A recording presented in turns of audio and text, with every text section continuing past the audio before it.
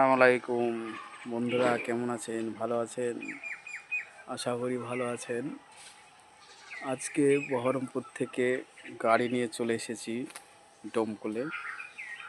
এখন ডোমকলেই আছি। এই যে আমার গাড়ি, এই ডোমকলে একটা বাগানে। এখানে খুব সুন্দর নাইস জায়গা, খুব ভালো লাগছে।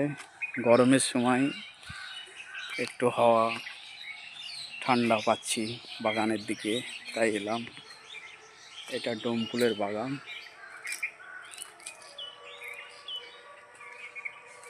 আম বাগান, কাঁঠাল বাগান, কাঁঠাল, আম, নারকেল